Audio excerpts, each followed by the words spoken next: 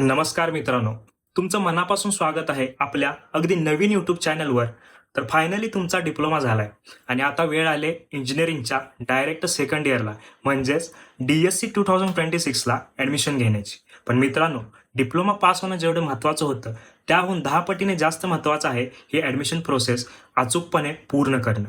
दरवर्षी शेकडो मुलं चांगले मार्क्स असूनही फक्त माहिती अभावी किंवा एका छोट्या चुकीमुळे चुकीच्या कॉलेजात जातात किंवा त्यांचं वर्ष वाया जातं. पण काळजी करू नका, तुमचा हा भाऊ युअर टेक बडी आता युट्यूबवर आलाय. आजच्या या एकाच व्हिडिओमध्ये आपण रजिस्ट्रेशनच्या पहिल्या स्टेपपासून ते कॉलेजच्या पहिल्या दिवशी फी भरण्यापर्यंतची संपूर्ण प्रोसेस अगदी सोप्या भाषेत समजून घेणार आहोत. व्हिडिओ शेवटपर्यंत बघा, कारण अर्धवट माहिती ही नेहमी धोक्याची असते. चला तर मग सुरू करूया. तर मित्रांनो, प्रोसेसची पहिली पायरी ऑनलाईन रजिस्ट्रेशन आणि डॉक्युमेंट्स अपलोड. जेव्हा DTची लिंक ऍक्टिव्हेट होते तेव्हा तुम्हाला वेबसाईटवर जाऊन तुमची वैयक्तिक माहिती, डिप्लोमाचे मार्क्स या सर्व गोष्टी भरायच्या असतात आणि महत्त्वाचे डॉक्युमेंट्स अपलोड करायचे असतात.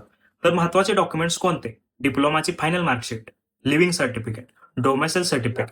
तुम्ही जर कास्टमध्ये असाल तर कास्ट सर्टिफिकेट आणि नॉन क्रिमिनल सर्टिफिकेट अत्यंत इम्पॉर्टंट आहे. जर तुमच्याकडे मूळ कागदपत्र नसेल तर तुम्ही पावती अपलोड केली असेल तर कॅप राऊंड सुरू व्हायच्या आत मूळ डॉक्युमेंट्स मिळवून ठेवा, नाहीतर तुमची सीट कॅन्सल होऊ शकते. डॉक्युमेंट्स व्हेरीफाय झाल्यावर काही दिवसांनी जाहीर होते प्रोव्हिजनल मेरिट लिस्ट, तात्पुरती गुणवत्ता यादी. या लिस्टमध्ये तुम्हाला तुमचा तात्पुरता स्टेट मेरिट नंबर समजतो. ही लिस्ट लागल्यावर नीट तपासा की तुमचे मार्क्स, तुमची कॅटेगरी आणि जेंडर बरोबर छापून आले का. जर त्यात काही चूक असेल तर तुम्हाला तक्रार नोंदवण्यासाठी 2 ते 3 दिवस मिळतात. तिथे तुम्ही दुरुस्ती करून घेऊ शकता. यानंतर लागते फायनल मेरिट लिस्ट. यामध्ये मिळालेला रँक हाच तुमचा अंतिम रँक असतो आणि याच रँकच्या बेसिसवर तुम्हाला संपूर्ण महाराष्ट्रात कॉलेज अलॉट केलं जातं. सर्वात महत्त्वाचा टप्पा कॅप राऊंड्स म्हणजेच ऑप्शन फॉर्म भरणं. आता येतो या संपूर्ण प्रोसेसचा सर्वात महत्त्वाचा आणि कळीचा टप्पा, ज्याला आपण म्हणतो cap rounds, centralised admission process. एकूण 3 कॅप राऊंड होतात. फायनल मेरिट लिस्ट लागल्यावर तुम्हाला ऑप्शन फॉर्म म्हणजेच कॉलेजची लिस्ट भरायची असते. यामध्ये तुम्ही कमीत कमी 1 आणि जास्तीत जास्त 300 कॉलेजेस टाकू शकता. माझी प्रो टिप: ऑप्शन फॉर्म भरताना तुमच्या मार्क्सनुसार कट ऑफ चेक करा. 1 ते 10 क्रमांकावर असे कॉलेजेस टाका जे खूप टॉपचे आहेत, जिथे मिळण्याची शक्यता कमी आहे पण नशीब उघडू शकतं. 11 ते 20 क्रमांकावर तुमचे सेफ कॉलेजेस टाका, जिथे तुम्हाला खात्रीने ॲडमिशन मिळू शकतं. कॅप राऊंड 1चे अलॉटमेंट. फॉर्म भरल्यानंतर तुम्हाला कॉम्प्युटर सिस्टीमद्वारे एक कॉलेज अलॉट होतं. इथे तुमच्याकडे 3 पर्याय असतात. 1 ऑटो फ्रीज. जर तुम्ही टाकलेलं पहिल्या क्रमांकाचं कॉलेज तुम्हाला मिळालं तर ते ऑटोमॅटिक फ्रीज होतं. तुम्हाला ते कॉलेज घ्यावंच लागतं. Step number 2 self freeze. जर तुम्हाला मिळालेलं कॉलेज आवडलं असेल, फॉर एक्झाम्पल 5व्या क्रमांकाचा, आणि तुम्हाला तिथेच ॲडमिशन घ्यायचं असेल तर तुम्ही स्वतः त्याला फ्रीज करू शकता. थर्ड ऑप्शन नॉट फ्रीज म्हणजेच बेटरमेंट. जर तुम्हाला मिळालेल्या कॉलेजपेक्षा अजून चांगलं कॉलेज पाहिजे असेल तर नॉट फ्रीज हा पर्याय निवडून तुम्ही पुढच्या कॅप राऊंड 2 आणि 3 साठी जाऊ शकता.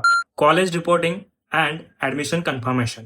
कॅप राऊंड 3 संपल्यानंतर किंवा ज्या राऊंडमध्ये तुम्हाला तुमचं फायनल ड्रीम कॉलेज मिळालं असेल त्यानंतरची शेवटची स्टेप म्हणजे reporting to the institute.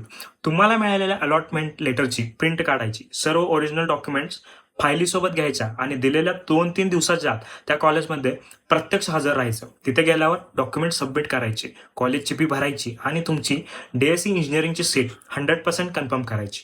Fee भरताना लक्षात ठेवा, जर तुम्ही स्कॉलरशिपसाठी पात्र असाल तर आधी कॉलेजच्या क्लार्कला भेटा आणि त्यानुसार फी भरा. तर मित्रांनो, ही होती पूर्ण रजिस्ट्रेशन ते कॉलेजच्या पहिल्या दिवसापर्यंतची DSC ॲडमिशन 2026ची संपूर्ण प्रोसेस. मला माहिती आहे अजूनही तुमच्या मनात खूप प्रश्न असतील की ऑप्शन फॉर्म नक्की कसा भरायचा, कोणती चूक टाळायची किंवा कोणत्या कॉलेजचा प्लेसमेंट रेकॉर्ड कसा आहे. काळजी करू नका, प्रत्येक विषयावर आपल्या या नवीन चॅनलवर सविस्तर व्हिडिओ येत राहणार आहे. त्यामुळे जर तुम्ही अजूनही आपल्या चॅनलला सबस्क्राईब केलं नसेल तर आत्ताच्या आत्ता खालील लाल बटनावर क्लिक करा आणि बेल आयकॉन दाबा. हा व्हिडिओ तुमच्या सर्व डिप्लोमाच्या मित्रांसोबत व्हॉट्सअप ग्रुपवर नक्की शेअर करा.